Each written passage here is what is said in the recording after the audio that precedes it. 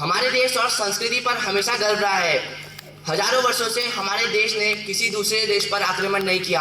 हमारा देश हमेशा से शांति प्रिय रहा है। जिन लोगों को दुनिया में कई स्थान नहीं मिला, चाहे वो मुस्लिम हो या पारसी, उन्हें भारत ने गले लगाया। हमारी ऐसी महान सांस्कृतिक विरासत होने के बावजूद हमारे में एक ऐसी बुराई है जो आज पूरे संसार के सामने हमारे देश की नज़र नीचे करने को मजबूर कर देती है। वो बुराई है पुरुषों की तुलना में स्त्री को दोयम मर्द का स्थान देना। आज हमारा समाज इतना ज़्यादा पुरुष प्रधान हो गया है कि देश की जनसंख्या का बड़ा हिस्सा बेटी पैदा ही नहीं करना चाहता। इसका नतीजा है कि हमारे देश में पुरुषों के मुकाबले स्त्रियों की संख्या घटती जा रही है। 6 साल की उम्र के बीच प्रति 1000 लड़कों के अनुपात में लड़कियों की संख्या में वर्ष 1961 से लगातार गिरावट आ रही है। वर्ष 1991 में जहां लड़कियों की संख्या 945 थी, मई 2001 में यह घटकर 918 हो गई। इसलिए यह आवश्यक है हम एक नागरिक के रूप में लोगों को इस बात में सचेत करें। और जो लोग स्त्री को पढ़ाना उचित नहीं समझते, वे सोचते हैं कि स्त्री को पढ़ाकर घर में गृह क्लेश होता है। वो ये नहीं जानते कि स्त्री शिक्षा राष्ट्रीय और अंतर्राष्ट्रीय में कितनी मदद करता है। अंत में मैं कहना चाहूँगा, बेटी है स्वर्ग की सीढ़ी, वह पढ़ेगी तो बढ़ेगी अगली पीढ़ी। स्वर्ग में चाहते हो स्थान, नारी का करो सम्मान। धन्यवाद। और अब मैं चाहूँगा कि ग्रुप 3 के लीडर निकिता जोशी आए और अपने विचार प्रस्तुत करें। बेटी अभिशाप नहीं है वरदान, बेटी सृष्टि का है मूल आधार, बेटी संस्कृति की है संवाहक, बेटी सभ्यता की है पालनहार, बेटी है एक अनमोल धरोहर। आज देश के सामने एक विकट समस्या उत्पन्न है। लड़कियों का अनुपात लड़कों की उपेक्षा में कम होता जा रहा है। इस दिशा में काम करने हेतु हमारे प्रधानमंत्री श्री नरेंद्र मोदी ने 22 जनवरी 2015 बुधवार को बेटी बचाओ बेटी पढ़ाओ नामक एक योजना की शुरुआत की है।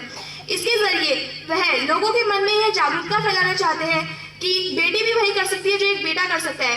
वह इस योजना के जरिए बेटी के महत्व को लोगों में फैलाना चाहते हैं और उन्हें बताना चाहते हैं कि लड़कियां हमारे लिए क्या मायने रखती हैं। यह योजना कन्या भ्रूण हत्या को पूरी तरह समाप्त करने द्वारा लड़कियों को बचाने और उनको शिक्षित करने के लिए भी शुरू की गई है। इसमें बताया गया है कि एक बेटी भी वही कर सकती है जो कि एक बेटा कर सकता है। हमें बस जरूरत है एक कदम बढ़ाने की और उन्हें पढ़ाने की। आखिर ये क्यों होता है? हमेशा बेटों को ही आगे क्यों धकेला जाता है? बेटियों को भी धकेल के देखो, बेटियां भी वह कर सकती हैं जो एक बेटा कर सकता है, बल्कि वह बेटों से बेहतर कर सकते हैं। परंतु हमारा समाज में ऐसा मौका ही नहीं देता कि वह कुछ अच्छा कर दिखाएं। इस योजना के तहत एक लड़की की भांति ही एक लड़की के जन्म पर भी खुशी मनाने के लिए लोगों को प्रेरित किया है, ताकि लड़कियों को भी वही अधिकार मिले जो लड़कों को मिलता है। और जो लड़कियों को काम आते हैं वो जरा अपनी माँ की तरफ देखो। यह वही है जिसने तुम जैसों को जन्म दिया है और आज तुम उसी के अस्तित्व को मिटाने चले हो। यह एक बड़ा ही घिनौना अपराध है जो कल के मनुष्य न केवल अपने आज बल्कि अपने कल को भी अंधकारमय बना रहा है। बेटा बेटी के बीच हमें फर्क मिटाना होगा, क्योंकि यह एक बड़ा ही घिनौना अपराध है कि बेटी को गर्भ में ही मार दिया जाता है। कन्या भ्रूण हत्या एक ऐसा अपराध है जो हमारे देश में अभी उच्च स्तर पर है, जिसे हमें मिटाने की सख्त जरूरत है। मैं आपसे पूछती हूँ, क्या बेटियों को जन्म देना ही पर्याप्त है? नहीं, उन्हें शिक्षित करना और उन्हें समाज में जीने लायक बनाना भी हमारा कर्तव्य है।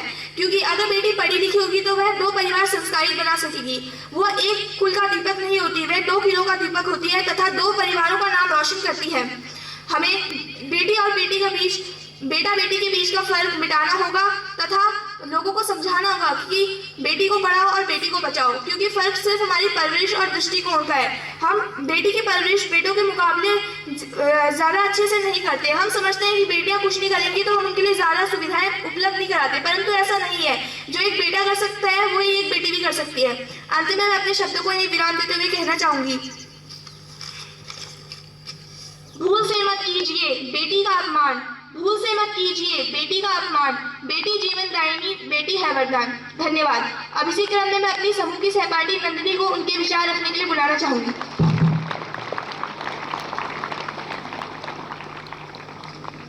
हर जंग में हार जाओगे अगर बेटी को ना अपनाओगे, हर जंग में हार जाओगे अगर बेटी को ना अपनाओगे। इंद्रधनुष से सजेंगे रंग अगर संग होगी बेटी की तरंग। पूरे भारत में लड़कियों को बचाने और उन्हें पढ़ाने के लिए हमारे देश के प्रधानमंत्री श्री नरेंद्र मोदी जी ने बेटी पढ़ाओ बेटी बचाओ नाम से एक योजना योजना की शुरुआत की। इसका आरंभ सबसे पहले हरियाणा में हुआ। दरअसल हमारे देश में लड़कियों को महत्व नहीं दिया जाता, उन्हें दुत्कारा जाता है, इसलिए उन्हें महत्व देने तथा सामाजिक और आर्थिक रूप से स्वतंत्र बनाने के लिए यह योजना चलाई गई, जिससे उन्हें उच्च शिक्षा और उच्च अधिकार प्राप्त हो सके।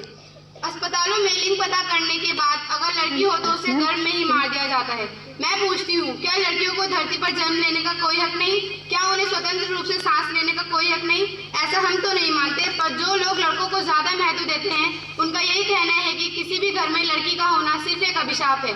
इस पर मेरी मुख्य सहपाठी निधि का कहना उचित है कि लड़कियों को चांद नहीं सूरज होना चाहिए ताकि घूरने वालों की आंखें शर्म से झुक जाएं। महिलाओं को सशक्त बनाने और जन्म से अधिकार दिलाने के लिए इस योजना की शुरुआत की गई थी। यह उचित है कि अगर इस योजना से बेटा बेटी के बीच का भेदभाव खत्म हो जाएगा।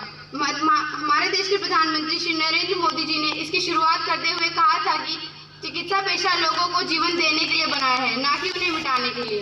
अब मैं इस तथ्य पर अपनी सहपाठी राधिका महर के विचार आपके सामने रखना चाहूंगी। मैं भी लेती श्वास हूँ, पत्थर नहीं पर इंसान हूँ। कोमल मन है मेरा, वही भोला सा है चेहरा। जज्बातों में जीती हूँ, बेटा नहीं पर बेटी हूँ। कैसा दामन छुड़ा लिया, जीवन के पहले ही मिटा दिया। तुझसे ही बनी हूँ, बस प्यार की भूखी हूँ। जीवन पार लगा दूंगी, अपना लो मैं बेटा भी बन जाऊंगी। दिया नहीं कोई मौका, बस पराया बनाकर सोचा। एक बार गले से लगा लो, फिर चाहे हर कदम आजमा लो। हर लड़ाई जीत कर दिखाऊंगी, मैं अग्नि में भी जलकर जी जाऊंगी। चंद लोगों की सुन ली तुमने, मेरी पुकार ना सुनी। मैं बोझ नहीं भविष्य हूँ, मैं बेटा नहीं पर बेटी हूँ। अंत में मैं अपनी वाणी को विराम देते हुए अपनी सहपाठी प्रेरणा के विचार आपके सामने रखना चाहूंगी। कैसा है ये अजब बर्ताव, कैसा है ये अजब बर्ताव, बेटा बेटी के बीच भेदभाव। जब पालन पोषण से पनपते हैं विचार, तब बेटी भी बन सकती है बुढ़ापे का आधार। धन्यवाद। अब मैं चाहूंगी कि मेरी दूसरे समूह की लीडर अंजलि आए और अपने विचार आपके सामने रखें।